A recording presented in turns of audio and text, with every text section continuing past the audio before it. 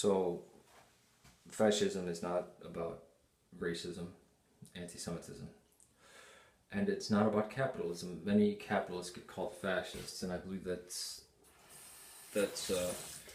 a insult to the fascist.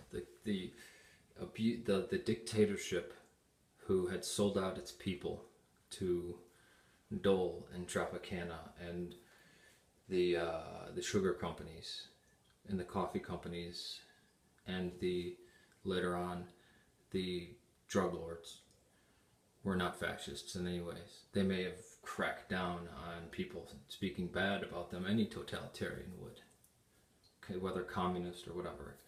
They were merely thugs. The fasce comes from, and it's not a foreign idea for Latin America, because the Latins,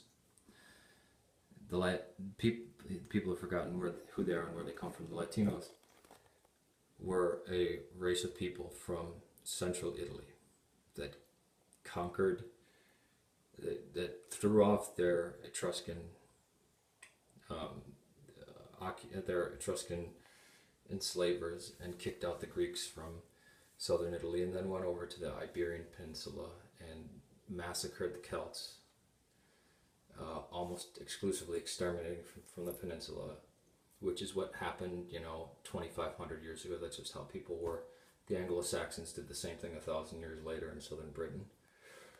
But they would be known as the Spanish and the Portuguese, the Latins that had conquered the Iberian. So you have the Italians, the Latins, the Italians, the Portuguese, and the Spanish is the primary Latin peoples. The French and the Romanians are not. The French are Germanic and the Romanians are Slavic, although they speak the Romance languages.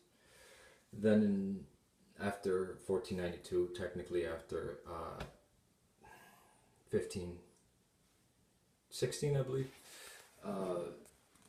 that's when the Latins Latinized Central and South America. And two great warring empires came together. Two great empires, two great advanced peoples. The Spanish Empire and the Aztec Empire, the Aztec Triple Alliance. And these two people met, and out of them came the Mestizo and the Mexican. The modern Mexican. I think it's 98% of El Salvador is Mestizo. If you're Mestizo, you have Latin blood in you.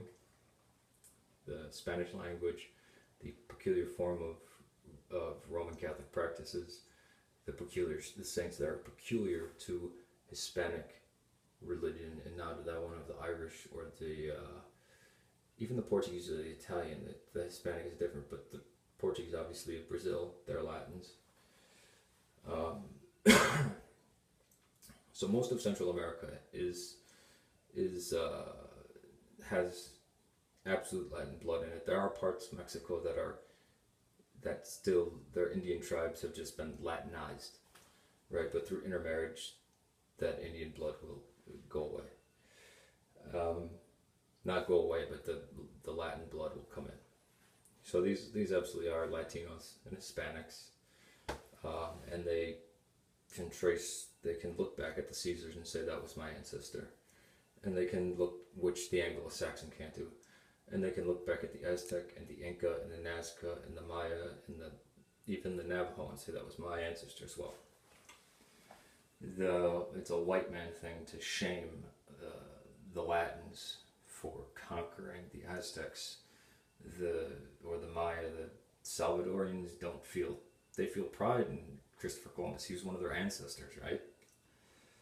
There's no shame about speaking Spanish or being Catholic, even though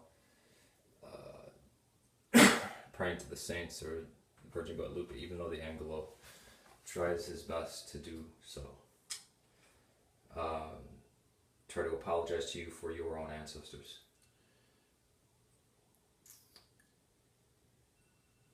What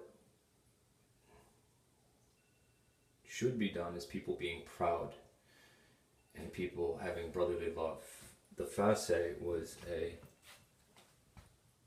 a symbol of Roman authority, and it was a bundle of sticks tied together with an axe head in it, and you actually can see it on the back of the dime.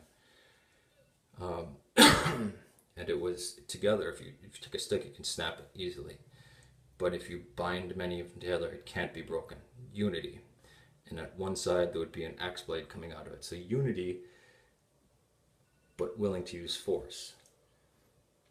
Salvador, after what America has done to it, needs this, because it's got Marisol Atrucha, it's got Calle 18 or 18th Street, and it's got Sombra Negra.